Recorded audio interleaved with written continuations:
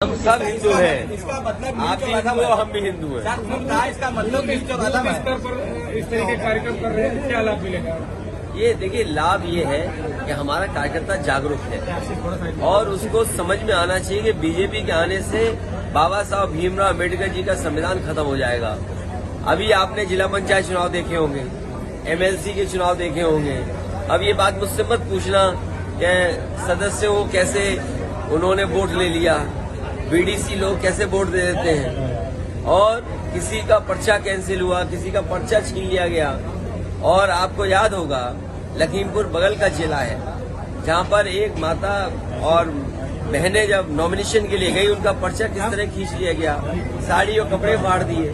तो ये बीजेपी अगर आ गई तो बाबा साहब भीमराव अम्बेडकर जी का संविधान चला जाएगा। यही हम कार्यकर्ताओं को समझाते हैं। सर, इंडिया गठबंधन का इतने सीनियर जर्नलिस्ट हो, मुझे उम्र से आप लग रहा है कि आप सीनियर जर्नलिस्ट होंगे। ये कहिए कि कांग्रेस पार्टी अब मुखर हुई है। ये वही कांग्रेस पार्टी है जिसने जाति जनगणना के आंकड़े नहीं दिए, जाति जनगणना नहीं होने दिए। ये चमत्कार है, प्रखर मत बोलिए, ये चमत्कार है, क्योंकि सबको एहसास हो गया है कि जब तक पिछड़े, दलित और आदिवासी और अल्पसंख्यक भाइयों का साथ नहीं लोगे तो आप कामयाब नहीं होंगे। आपने नहीं देखा, प्रधानमंत्री जी खुद कहते हैं हम पिछड़े हैं। तो अगर पिछड़े, दलित और आदिवासी और अगड़े भी कुछ अगर जाति जनगणना मांग रहे हो तो इसमें क्या बात है?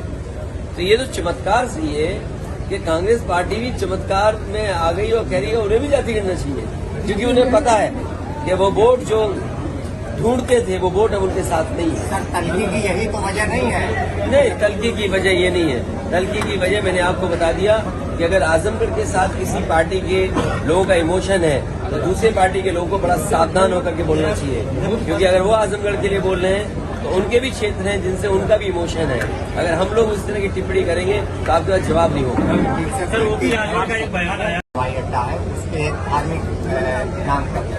अरे बीजेपी से और क्या उम्मीद करोगे आप? हम सब व्रत पे हैं, बीजेपी स्वीकार ही नहीं करेगी। और बीजेपी जो करती है वो किसको नहीं पता है? ये कोई नई बात है क्या? ये बीजेपी का तरीका है काम करने का। लेकिन अगर उनसे ये पूछो कि आज महंगाई बढ़ गई है, बेरोजगारी बढ़ गई है, बिजली का बिल आम आदमी नहीं दे पा रहा है, हरदोई में किसी किसान का अभी तक धान खरीदने का इंतजाम नहीं होगा, जो एमएसपी है जो मिलना चाहिए वो तक सरकार नहीं दे पा रही है। और कहाँ सरकार सपना दिखा रही थी कि आय दोगुनी होगी किसान की। मैं अभी शाहजहांपुर से चल के आया हूँ, लखनऊ से शाहजहांपुर गया, डिवाइडर पे कोई नई व्यवस्था दिखाई दे रही है मुझे ट्रैफिक की। शायद यहाँ भी सड़क पे वो ट्रैफिक की व्यवस्था देख रहे होंगे। तो सोचिए, अगर ट्रैफिक व्यवस्था का सब इंतजाम किसी के हाथ में चला जाएगा तो लोग मरेंगे कि नहीं मरेंगे? हरदोई में भी लोग मरे होंगे। सर, स्वामी प्रसाद मौर्य का एक बयान है। थोड़ी नीचे कर, अरे आईडी नीचे कर लो यार थोड़ी। मैं अपने पत्रकार साथियों का धन्यवाद देता हूं कि इस समय भी आपसे मुलाकात हो रही है। और ये समाजवादी पार्टी के शिविर, लोक जागरण कार्यक्रम लगातार इसी तरह चलते रहेंगे। कल शाहजहांपुर में था और आज खत्म हुआ है। हरदोई का आज शुरू हुआ है, कल खत्म हो जाएगा। मुझे उम्मीद है कि इन लोक जागरण कार्यक्रम के माध्यम से हमारे कार्यकर्ता जागरूक हो रहे हैं। कार्यकर्ताओं के सामने क्या चुनौती है, किन परिस्थितियों में किन चुनौतियों का मुकाबला करना है, उन तमाम चीजों को समाजवादी पार्टी के वरिष्ठ नेता कार्यकर्ताओं के बीच में पहुंचा रहे हैं। और मुझे उम्मीद है कि जो बदलाव हम 22 में चाहते थे, समाजवादी लोग उस बदलाव को नहीं कर पाए।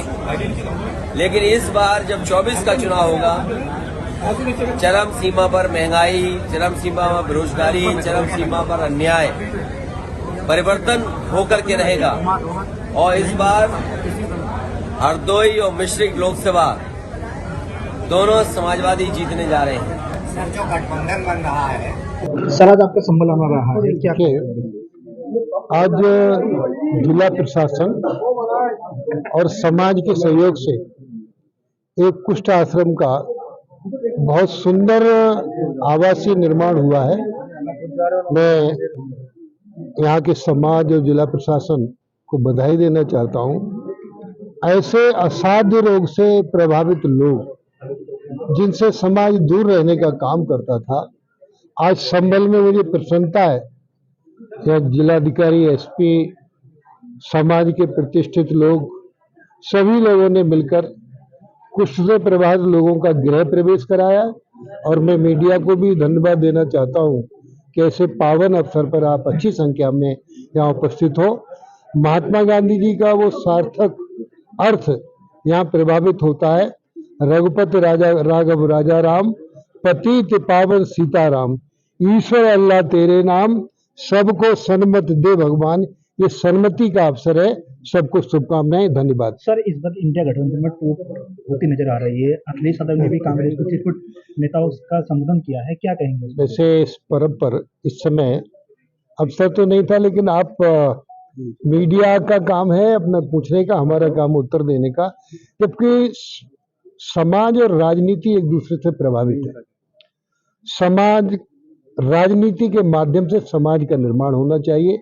तो जो ये इंडिया का जो आपने नाम लिया है, ये पास पास तो हैं, साथ साथ नहीं है। अभी मध्य प्रदेश में एक दूसरे के आमने सामने आ गए।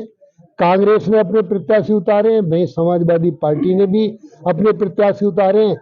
2024 का चुनाव आते आते कहीं अलग, कहीं थलग, कहीं आस, कहीं पास, कोई दिखाई नहीं देगा। भारतीय जनता पार्टी प्रचंड बहुमत के साथ माननीय नरेंद्र मोदी जी प्रधानमंत्री का पद स्वीकार करेंगे। अब सभी धोखा देते रहेंगे। सर, जिस तरह से अभी आजम खान साहब को भी जेल की सजा हुई है सर, अभी ये तो देखिए ऐसा ना, ये तो न्यायालय का निर्णय है, न्यायपालिका है, न्यायपालिका स्वतंत्र है, किसी के दबाव में काम नहीं करता। सर, अखिलेश यादव जी कह रहे हैं कि इसमें बदले नहीं, कुछ नहीं, न्यायपालिका पर किसी को टिप्पणी करने का अधिकार नहीं है।